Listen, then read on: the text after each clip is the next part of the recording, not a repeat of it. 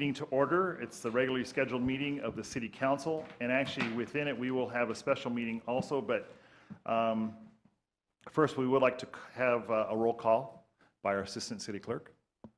Mayor Miles. Present. Vice Mayor Watkins. Here.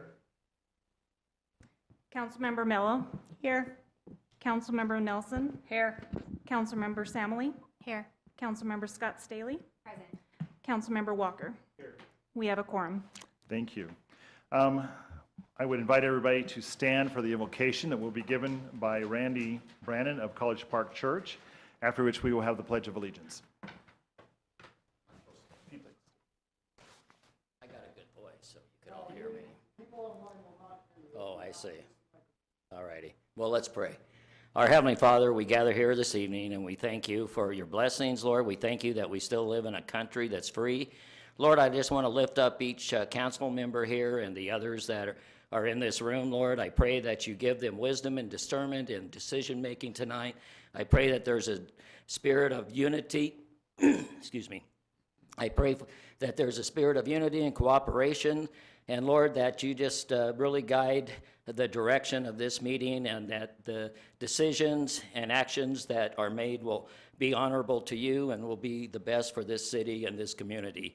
I thank you for the sacrifices that all these people make for being here and being willing to serve in this community, and for the time that they spend away from their families to want to better our community. So I lift them up to you, pray for this evening, and thank you for all your blessings. In Jesus' name I pray, amen. Amen. Councilwoman Nelson, would you lead us, please? I pledge allegiance to the flag of the United States of America and to the republic for which it stands, one nation, under God, indivisible, with liberty and justice for all. Thank you.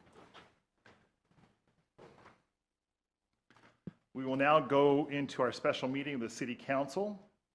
Number one on that agenda item is a public hearing on resolution number 5408, an adoption of the fiscal year 2022-23 budget and capital improvement plan. The public hearing and adoption of the fiscal year 2022-23 final budget and capital improvements plan represents the last step in the formal budget process. The City Council may make additional modifications prior to adoption of the final budget, but may not increase the budget above the appropriations set to the tentative budget. It should be noted the City of Kingman does not levy a primary property tax, and there are no outstanding or authorized general obligations bonds associated with a secondary tax.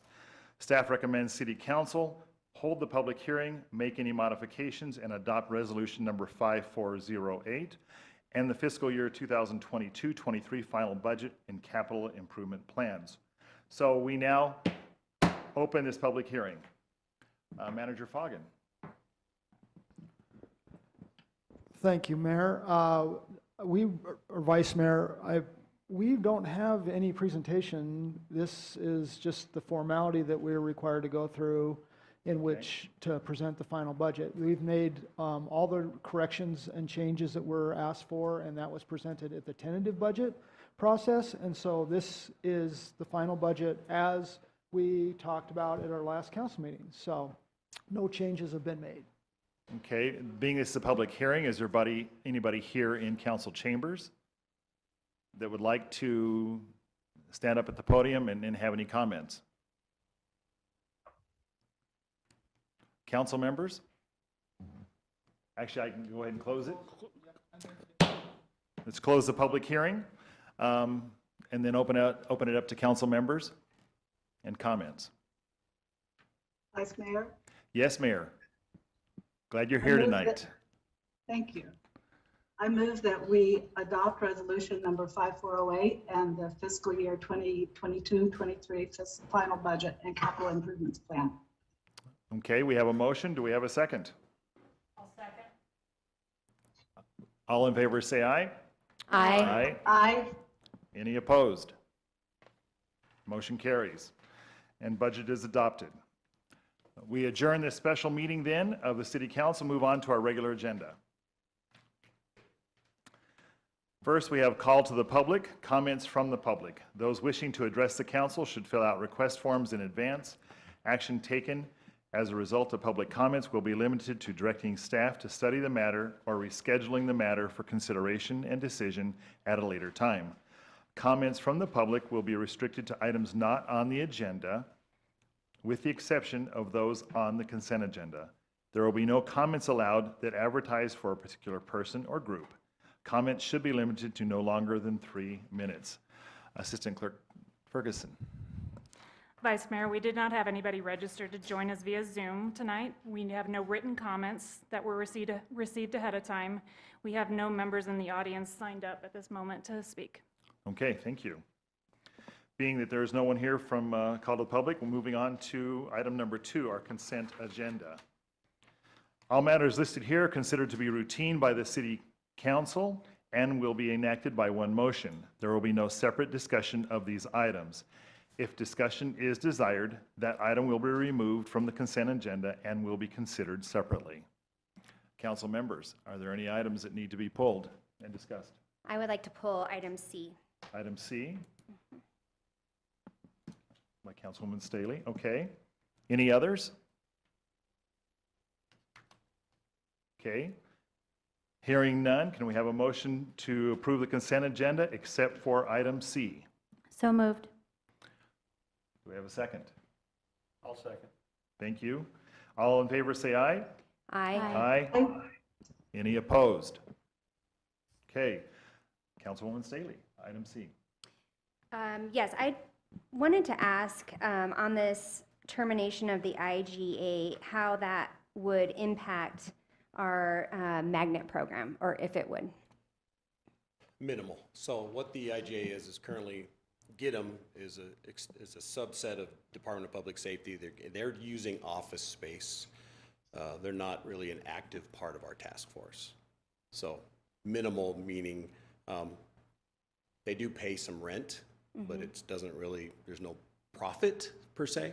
Okay. So sometimes it's convenient having them co-located, but our growing needs have required us to politely ask them to leave the building. That's what this is. So it's kind of a breakup, and they're moving. Yeah, I'm sad to see them go, but it's simply we had to go through the formality.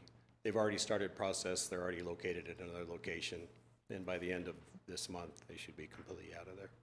Okay, So it thank you. doesn't directly impact the task force. Good. I just wanted to make sure that, because I know that DPS is a part of our magnet team, correct? They are not. They are not. Oh, No, okay. they were. They were, but they But are no there's longer. been a gradual progression over the Okay. years, so, yeah. But I Yep. appreciate you asking those questions. Sure. Thank you. With that, I will move to approve Resolution 5412. Do we have a second? I'll second. All in favor say aye. Aye. Aye. Aye. Any opposed? Motion carries. Moving on our consent, on to our, we have no old business, we have no new business. Manager Foggen, we are speeding through this. And here you come to a slow stop. Yes, we hit the Sorry, brakes. no. Actually, the subject matter that we have for you in our department report is extremely interesting and important. So I think everybody will appreciate it. So this is a good stop. Yeah, Okay. So- Item number 5, department reports, so Yeah. street maintenance plan for financing. yeah. Thank you, Vice Mayor. Appreciate it. So as part of our conversation, this is an ongoing conversation from our budget workshop conversation where we've been, well, over the last few years, at least 4 or 5 years, we've been talking about street funding, street maintenance, and what to do, how to do it, when should we do it. And I think we're finally coming to that point where all of those things are coming together and culminating in a final kind of discussion about what we can do.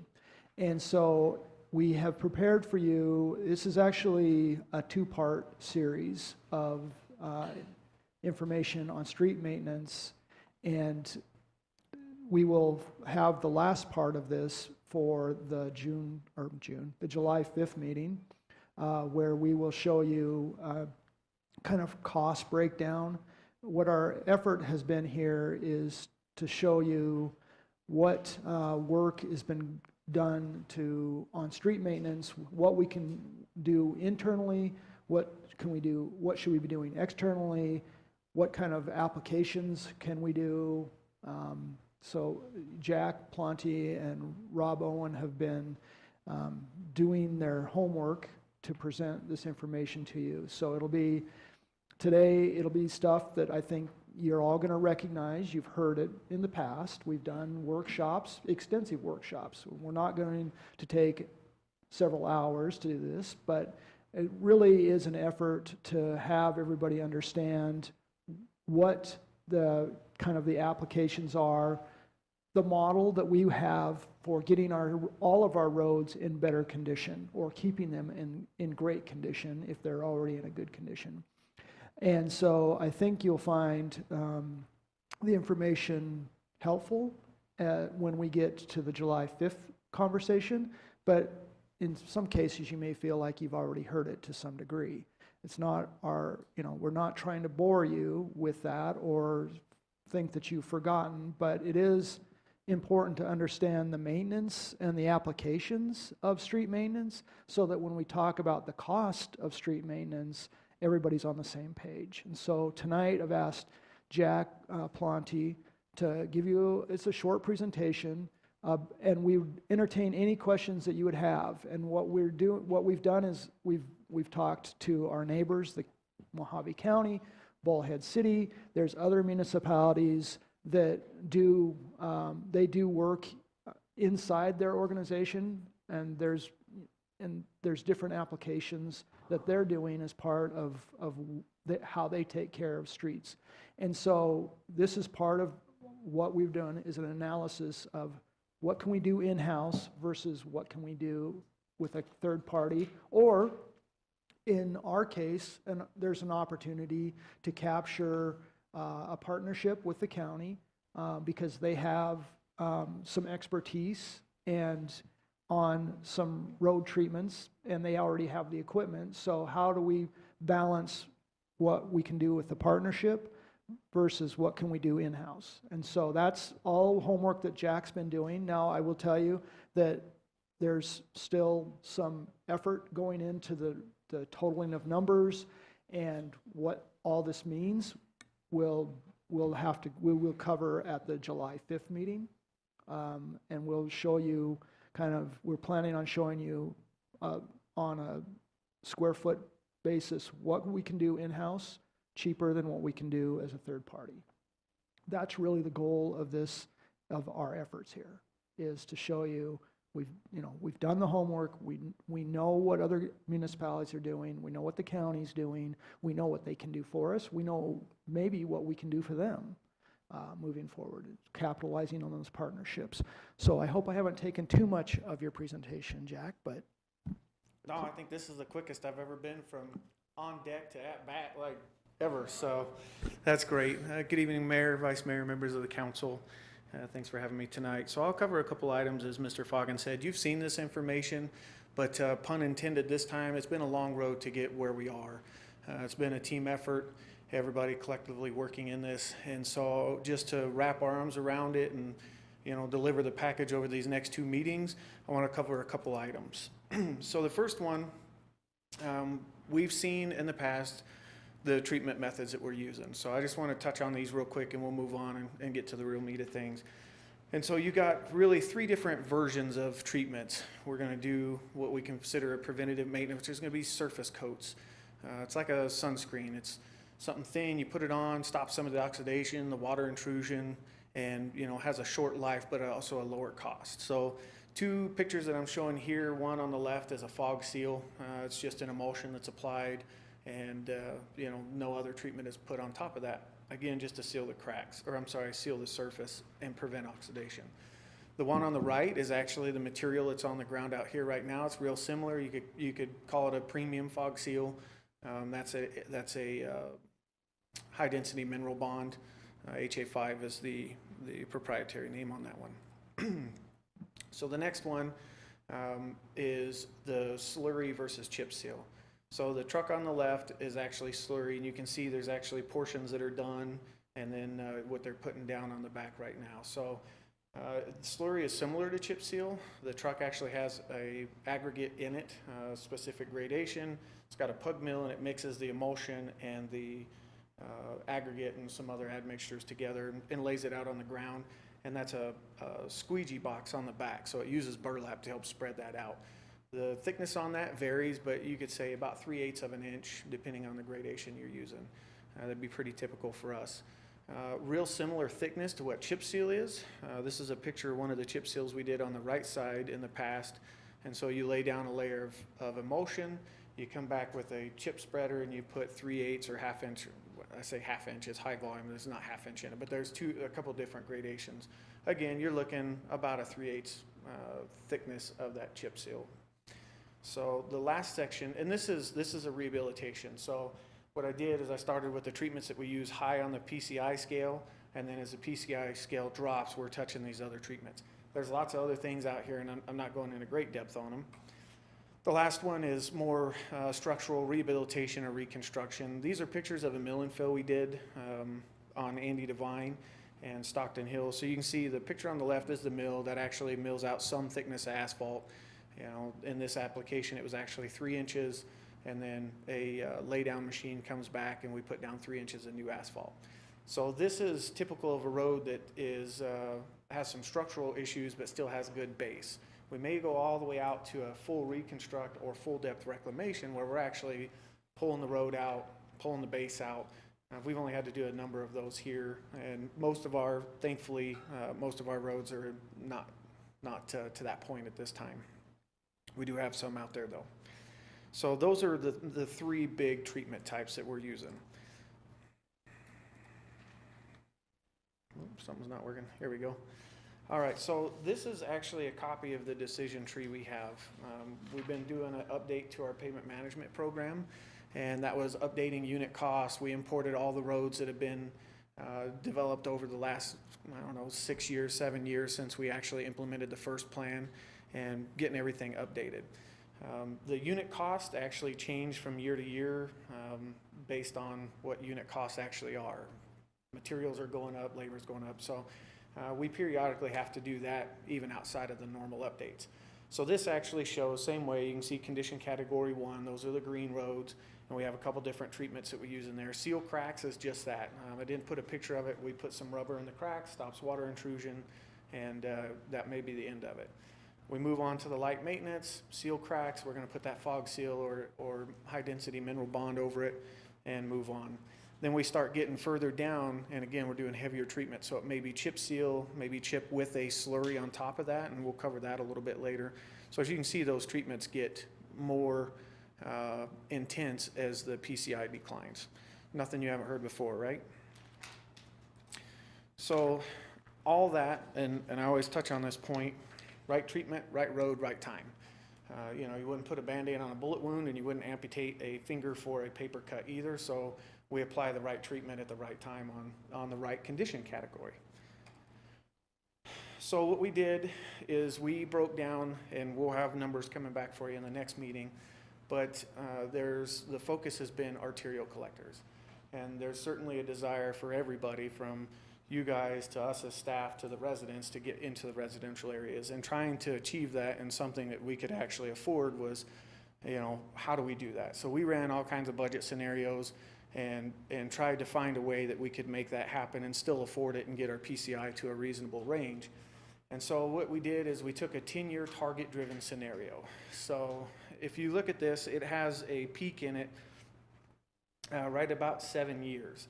And all of the PCIs climb to that point, and then they flatten out. The reason being, we can go in and we can drive year by year over a 10-year period what we want the PCI to increase to or hold, if that's the case.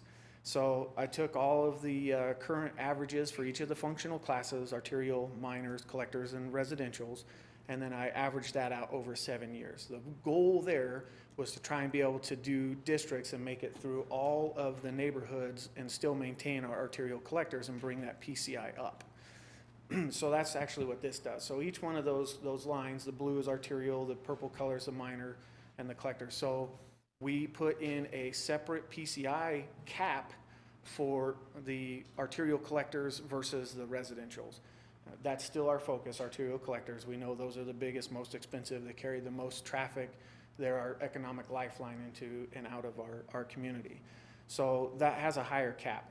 The other reason for that, the residentials make up roughly 75% of our network. So out of the, roughly 500 miles we have, 75% of that's in the residential area. So they're cheaper treatments the way we're set up, but there's so much more of them. It actually takes up about half of the overall cost, the way we have the decision tree set up now. So one thing to keep in mind, once we hit that 7-year mark and we hit our target, I just flattened out that PCI. So we maintain for the arterial collectors is 80 and for the residentials is 70. And so that's the cap. Can you remind me that 70 for the residential, that goal, is that a street without potholes? Yeah, 70 is actually a pretty decent road. Okay.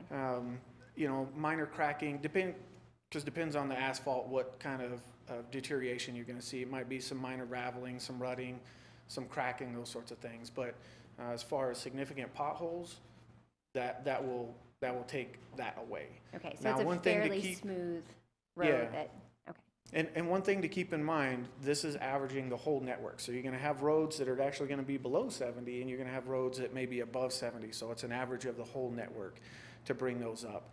And actually tried to increase that PCI, but that takes it, it's already a lot of money, and it brings it even further out. The 7-year mark was to get us over the hump, breaking that curve of trying to catch up with deferred maintenance and catch into just where we should be doing preventative maintenance. So along, when we bring the budget numbers to you, you'll see the 7-year run for numbers, and then that actually breaks off and lowers down for preventative maintenance. You'll still have some rehabilitation, but it'll actually, the annual budget need decreases, assuming we keep the current PCI targets.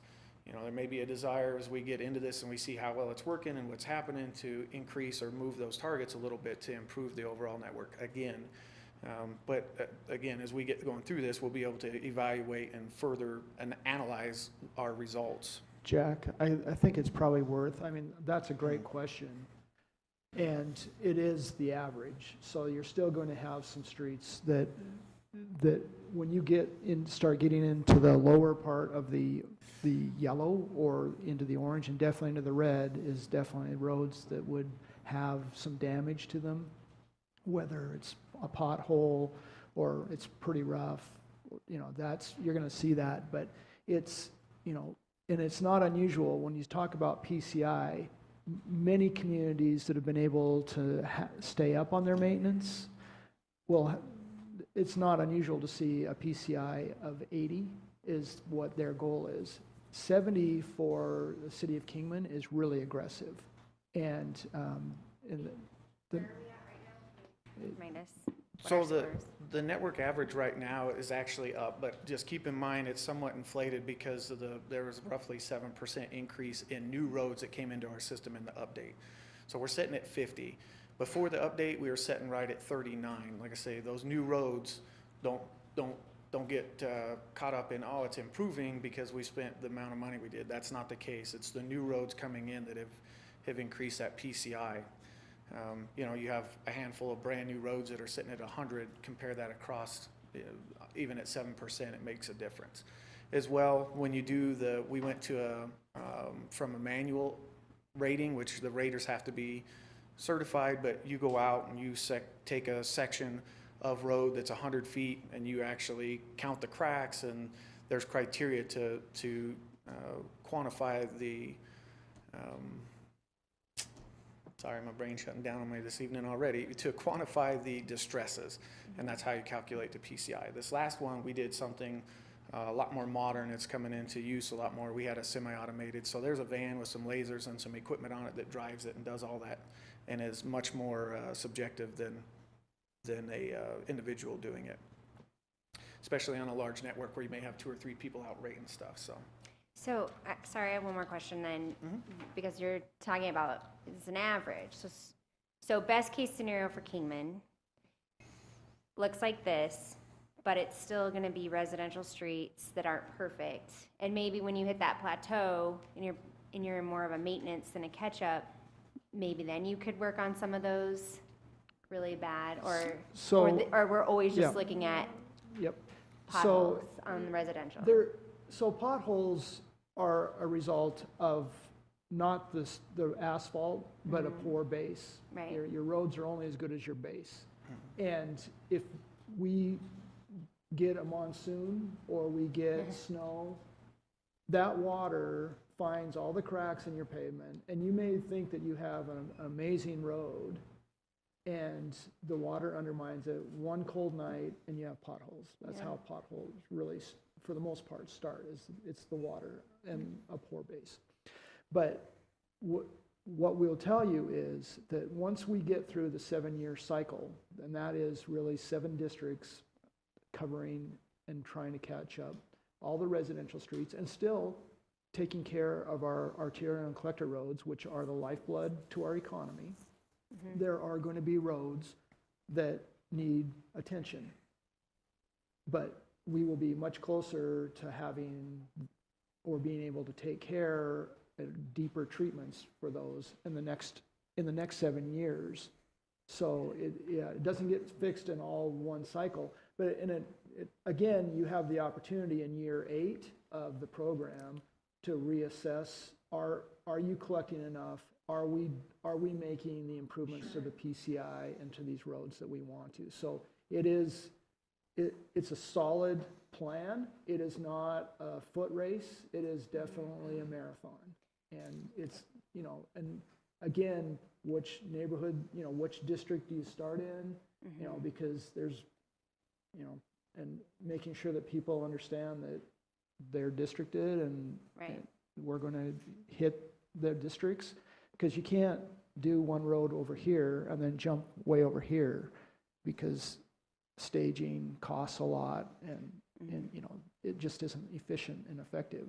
And so it's going to be a marathon to get us this is pretty aggressive, but there's nothing saying that when we get to year 8 to say, hey, we're liking being at 70 PCI. We want to get to 75.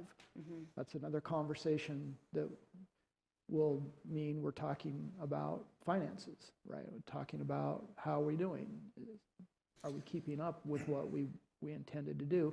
And I think a check-in, every 2-3 years or even on a yearly basis about how did we do in this district and seeing what the PCI was and what we got it to, and is something that we need to be doing. I mean, it's part of our effort to do performance measurements, and what gets measured gets fixed, right? So that's what we're planning on doing.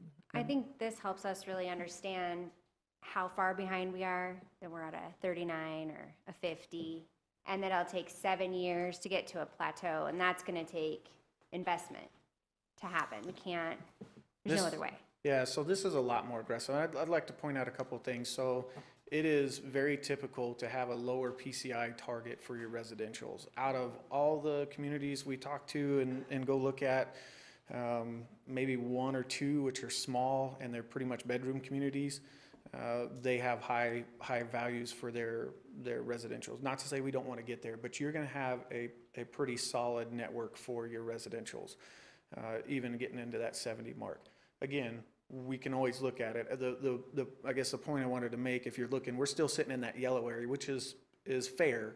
That's a fair road, but we can always, if the desire was there, go to a higher level.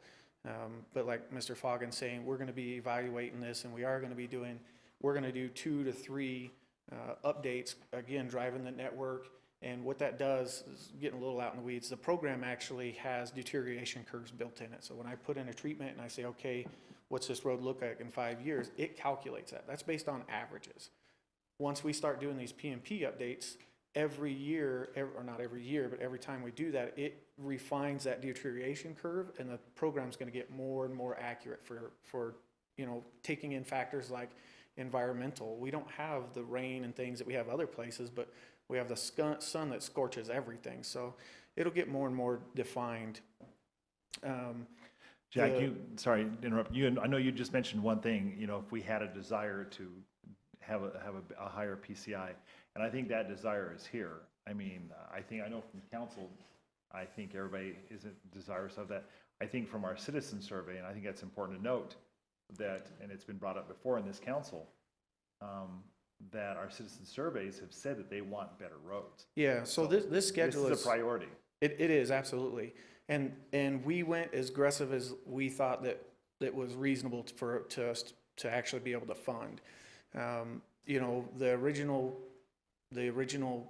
target-driven scenario that we've been pushing for 5 years now is 1 PCI point average across the network every year.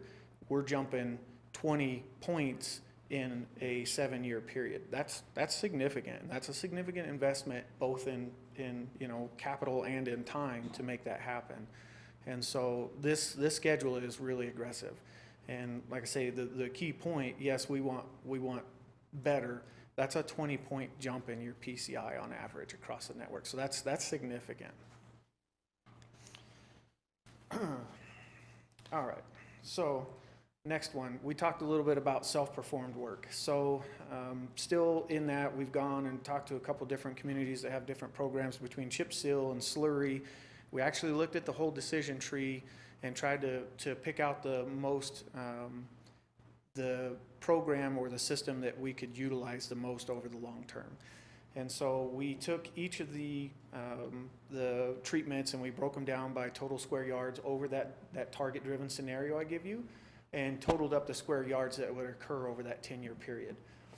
Slurry, micro, similar, same truck, different box on the back, and chip seal were the two that are the most utilized in there. Chip seal actually accounts for about 1 million more square yards than slurry over that time period. You could look at chip seal, and we kind of broke that down, but as time goes on and our PCI increases, the amount of chip seal we're doing decreases. We can use chip seal in place of slurry. It's been less community accepted. You know, people aren't necessarily thrilled with chip seal.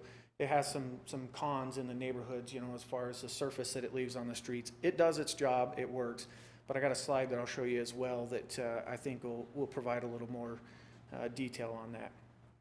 But as we go on, we will see the amount of chip seal using based on the current decision tree we have decreasing as our PCI increases. So it's going to be actually used in conjunction with slurry in some instances.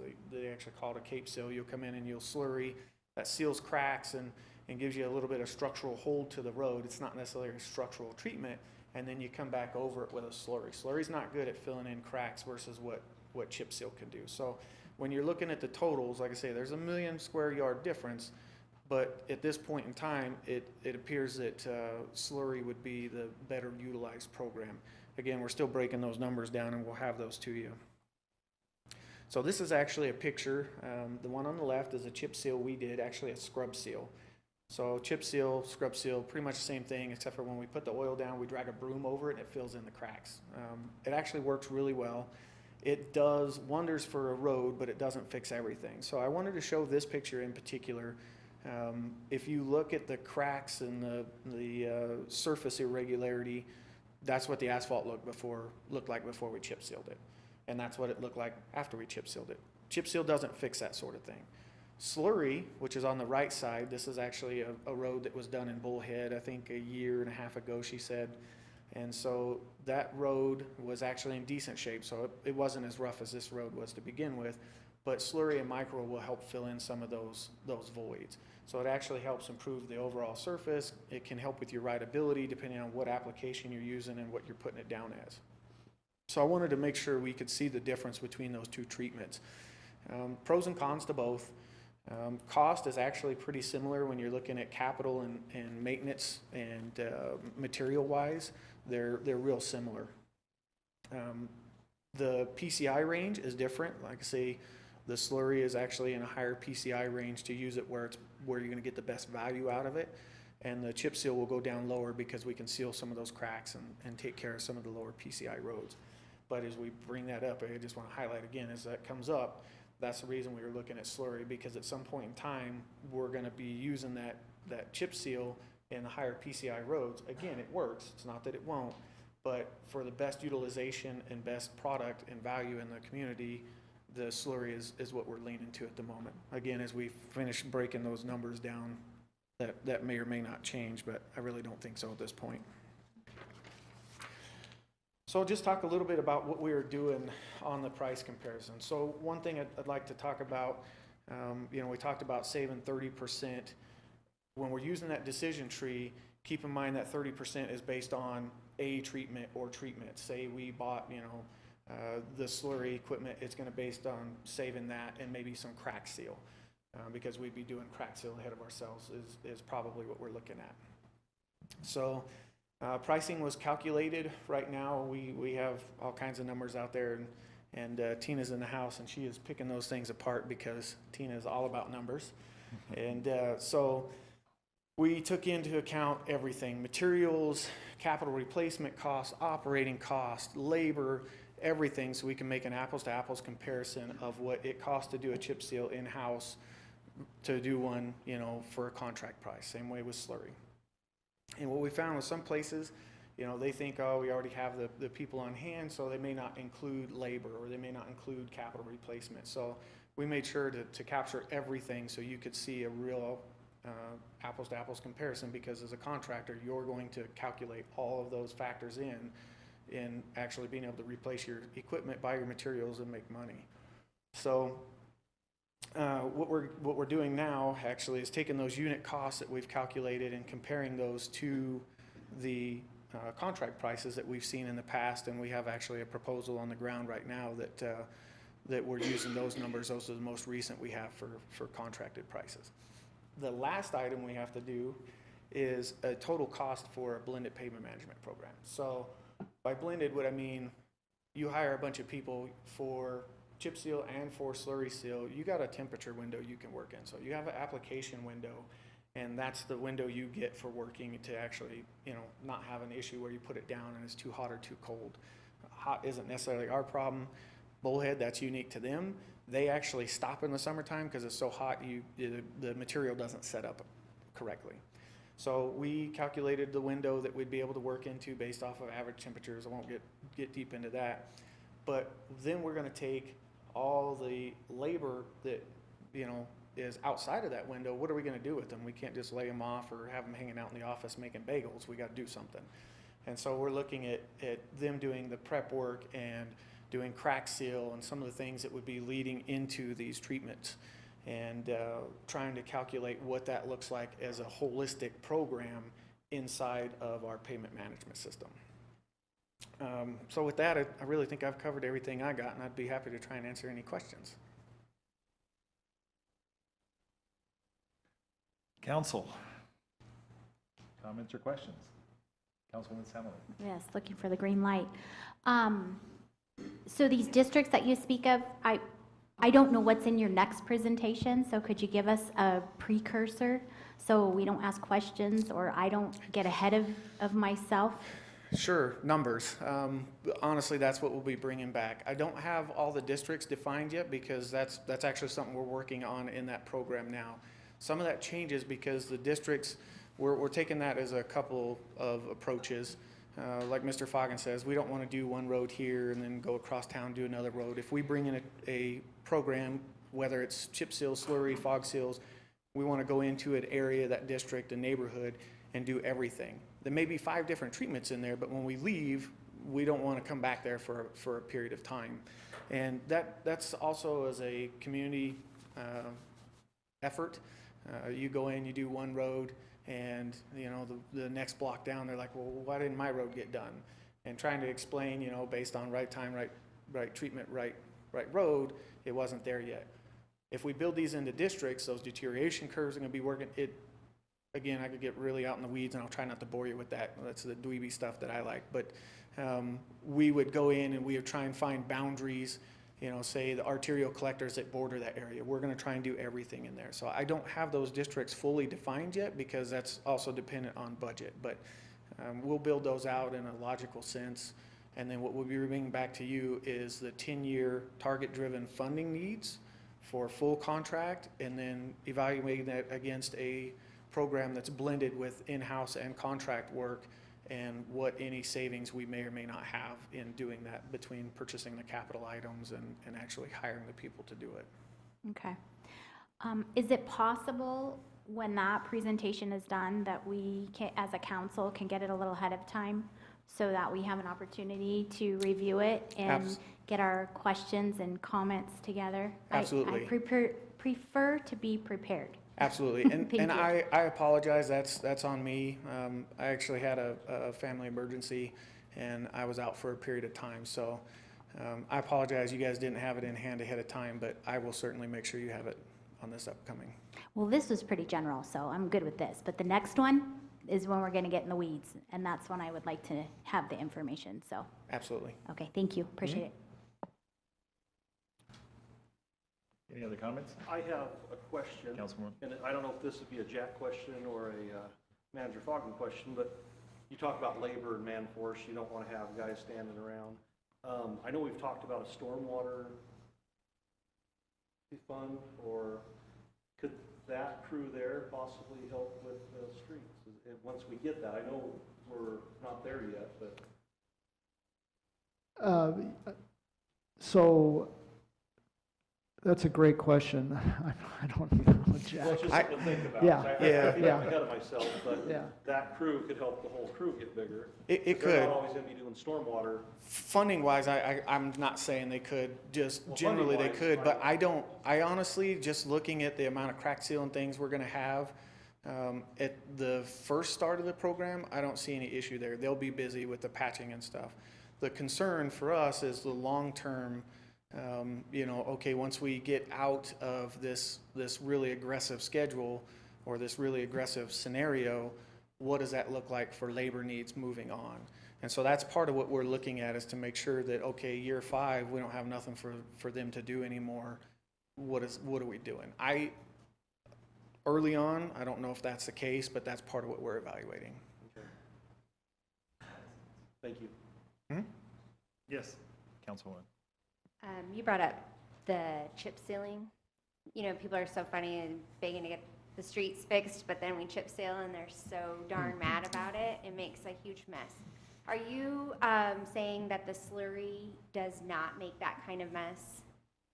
No, it does not. So Okay. it still has a little more impact. The good thing with chip seals, you can drive on it right away. The bad thing with chip seal, you can drive on it right away. It's not great for that, without a lot of sweeping. Slurry, you can't drive on it right away. So the impact that we'll have to the residents is we have to shut a road down, and there's no vehicle traffic into that for a period of time.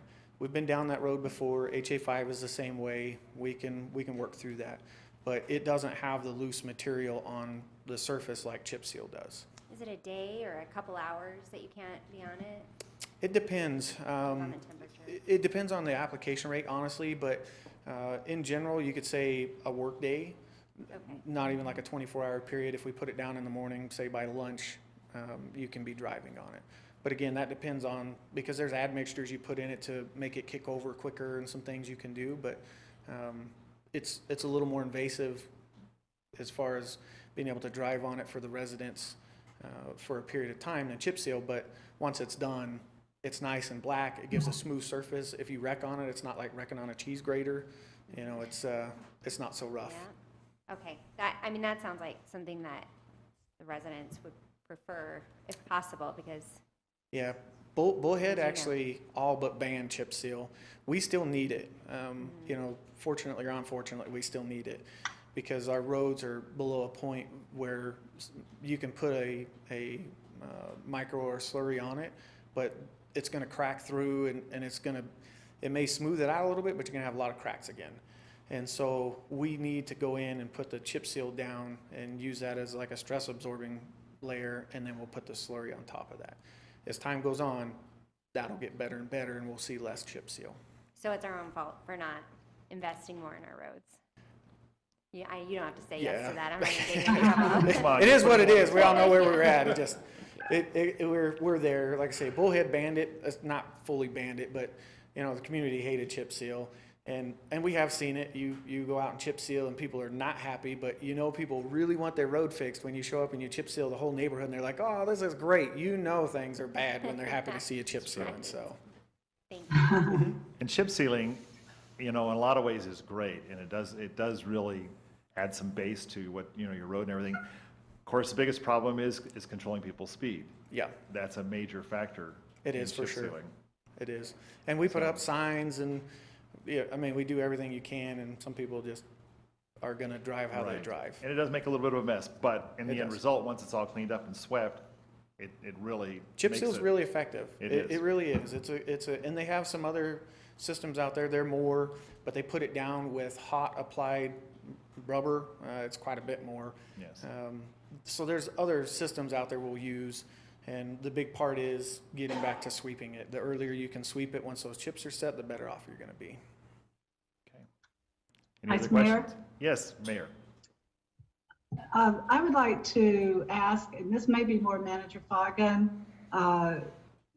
at the next meeting on this, looking forward to the next meeting, what we're going to see, of course, you've said is the cost comparisons, but also I assume we're going to link that and translate that into the revenue stream discussion and decision-making. Is that correct, Manager Foggen? That is correct. That's the whole point of this, for sure. So I think it's important for the council to anticipate that, because that, I think that decision-making has to be done at this time, during this time, in order to act on it. So, Manager Foggen. Yes, again, just ma'am. making sure that we're all on the same page. What we're really trying to resolve at the end is the in-house, outhouse, okay, in-house or contracted out mix, as well as the, how do we pay for it? And of course, I think, Jack, as you mentioned, as you bring, in the next meeting, you'll have solid numbers for us, which that'll give us what we need. Yep. And hopefully even ahead of time, as requested by Councilwoman Soundly. Yes, So- we will. So we can digest it prior to the presentation. I know I'm blaming you on that. So anyway, we appreciate all the information. And once again, it is a priority because our citizens want better roads. Absolutely. And like I say, it's been, pun intended, it's been a long road, and we're closer now than I think we've ever been. So it'd be exciting to see you guys on the 5th of July. Okay? Thank you very much. Thank you. Have a good evening. Manager Foggen, I think that's it then. Okay, moving on our agenda, we have announcements by mayor, council members, and city manager. Turning some time back over to. Yes. Yes. Manager Foggen. Just a reminder that the city will be shooting off our annual fireworks on the 4th, and we will be doing that from the fairground location. And like Chief Yeager assures me that we're ready to go, and so we're excited. That just remind everybody to be safe. We're currently, I think we talked about this last time, but we're under a fire ban. We did experience a little bit of a wild, I don't want to say a wildland fire, but it was in an area that could have been really bad. And our fire department got right on it, got it taken care of on just right on Wallapai Mountain Road. So just a reminder, fire ban, and we are really dry. And so please, everybody be careful for the 4th and let the city do the fireworks for you. Great, thank you. And of course, clean up the weeds around your property, because that is a fire Yeah, hazard. yes, please. Yes. Okay. Councilman Walker, Nothing tonight, thank you. Councilwoman Soundly. I do have a few things. I attended the Economic Development Advisory Commission today. They welcomed new commissioners to that commission. And then we listened to reports, retail report, industrial park report, and the tourism report. So in the retail report, some takeaways that I got was that the ED team attended along with Chamber of Commerce executive, the ICSC, in May, and Sylvia's doing some follow-up with retail interest. So I thought that was great to pass along. On the industrial park, Bennett talked about the Frito-Lay distribution, interstate trailers out there creating jobs, and all the activity out at the industrial park, which I too thought that was a great takeaway. And then tourism, the numbers of tourists are up, which means good sales tax revenue for the city of Kingman. So we appreciate that and all that they have to bring with them. But the fact is that they're coming and that they're staying and then that they are partaking in all things tourism that we have to offer. So I also learned today that there is a live feed that is up for the trains. So people can log in and view the trains. There's quite a few people that do so, and you can see the trains coming through Kingman. So I learned that today. And then they are going to be working on their goals for the commission at the next meeting. But it was a very productive meeting, very informative. So you can catch it on the City of Kingman website and review it for yourself. That's all I Great. have. Thanks for that info. Counselor Staley. Okay. Counselor Nelson. Counselor Mello. I just wanted to remind our community that the Waldheim Mountain Park Upper Trail System has been closed until further notice due to the risk of fire, so be aware of that. And I attended the Municipal Airport and Industrial Park Advisory Committee meeting yesterday, and I got Bennett's same report that Cherish got about Frito-Lay being, the construction being right on target. And then the interstate trailer that's, trailers is under construction, and they're hoping to be up and running by September. So, Great, That's thank it. you. For tonight, I do have, well, first, going back to June 9th, the City Expo, it seemed like it was a success. It would have been great to have more citizens out, but it was a warm afternoon from 4 to 7, and actually about 5:30, 6 o'clock started cooling off and attendance became better, so that was a great event that the city put on. And then last Wednesday, June 15th, I was able to attend our Veterans Court, which we as a council support wholly and support our city justice. And it's once again, 3 more gentlemen graduated in that vet court, and it was great to see them and make changes in their lives. And of course, it's all through this program that is being, happening through our vet court. And there is another graduation in July. So I forgot that date, and I will get that by the July 5th meeting and have that for us. So anyway, great things happening, and appreciate all the work that's been being done by our employees. That's all I have. Mayor? Thank you, Vice Mayor. I guess I'll just mention that I continue to work with the Rural Water Coalition, Groundwater Coalition, and we have continued to draft letters and send letters of advocacy, supporting rural management area, and just trying to continue that advocacy to get something passed, though it is very questionable at this point.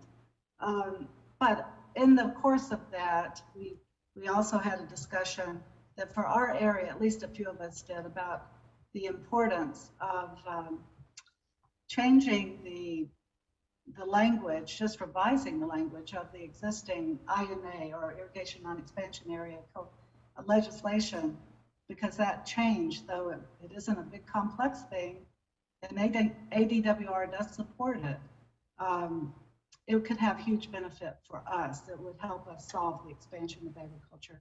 So those kinds of discussions continue, and so that's my report for tonight. Thank you, Mayor. Number 7 on our agenda, council requests for future reports and updates. Anything from council? I have one. Councilor Walker. I would like to see if we get some type of a report from the airport manager about the hangar occupancy, and do we have any plans to add any more hangars? I've had some calls, and I said I would check into it. Okay. That's all I have. Looks like Manager Foggin is writing that request down. well, can I speak to that? I apologize. Can't legally. Yeah. Sounds like it will be upcoming. She says. Okay. I have a couple things, Yes, Vice Counselor. Mayor. Watching the Board of Supervisors meeting this week, or yesterday, all the days run together, they gave a presentation on the Wallapai Water Basin, and how that is going to affect our area and all the agricultural water usage. I know, Manager Foggen, in your report to us, your weekly report, is there going to be something that's going to be coming on that? Or can we July have that 5th. same? Okay, perfect. Perfect, because it was very sad what the forecast could be. And then I'd like to also, in reading your report that you send to council on a weekly basis, I'd like to get Parks and Rec up here to give a report on their summer projects. I think it's important for the community to know all the things that Parks and Rec have offered to the community for our youth, things that they're doing for the adults. I don't think that it's talked about enough what we have to offer. Got it. Okay. Vice Mayor, Yes, Mayor. I would like, at some point, it's not critical path, but to have a presentation on community services and what they provide. I've had some wonderful comments from citizens about their support and the support of community services, but I've also had a lot of people that question why isn't something happening, and I think it would be nice to kind of go over the range of services and the process and how they link to actions of the city. Okay. I'll talk to you about, Manager Foggen. I'll talk to you more about what that means, because I think there's some confusion, so we'll get some more clarification. Okay, I'm not sure if your mic is working either. I don't think it is either. It's weird. You're going to talk to me more about it? Okay, I will. Mayor, it I'll be sounds glad to do like that will be upcoming. We'll get some more education on that from Manager Foggen. Yes. Thank you. Any other requests? Yes, Councilor Nelson. Please and thank you. Ron, I'd like to have a little discussion at some point in time regarding, and I don't know if it's an overlay district that we need to look at. I'm not sure what we need to look at and how we do it, because this is fairly new, but I know that the discussion needs to be had in reference to some of the stores that they're coming in. I don't know that if you guys have realized, or I know our citizens are definitely having conversation about it, but another Dollar Tree, another dollar store is not helping our community, and it terrifies me. It really does. We're at a max point where it's really one of those situations that it's not looking good out there when people are trying to look to come here and all they see are dollar stores. So I don't know how we go about limiting, but I'd sure like to have that discussion. Please and thank you. Okay, moving on to item number 8. We are going to move into executive session to discuss city manager compensation review. So we'd like to thank all those who have been here attending in person in council chambers, but as a council, we are going to dismiss ourselves to executive session. Could we do that with a motion and a vote? Oh, do we need to have a motion for that? Please. For So executive moved. session? Okay, may I have a motion that we go into executive session? So moved. No, I will second. All those in favor? Aye. Aye. Aye.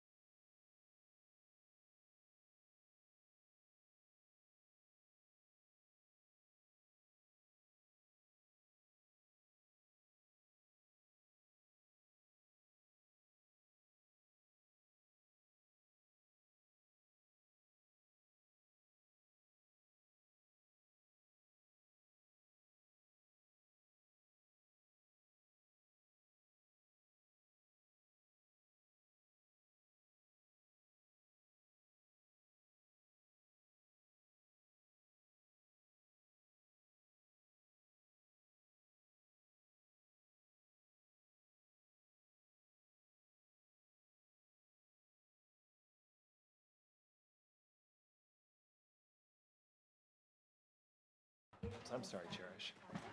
I guess I went the wrong way, the wrong rabbit hole. Oh, Tanya, I gave my agenda papers to you too, so I'll need to grab those back out, but it's not a big deal. Oh, here, do you? I have notes on mine, but it's all right. We're all good. Okay, we are back from executive session, and I would like to make a motion that after discussion as a council, we would like to offer Manager Foggin a wage increase of 5% effective July 1st. And then on top of that, 10-month severance package with benefits. And that modification will be made to his contract. Do we have a second? I'll second that. All in favor, say aye. Aye. Any opposed? Okay, hearing none, that motion carries. And I think we are now adjourned. We are done for tonight. Thank you. Good night, everyone.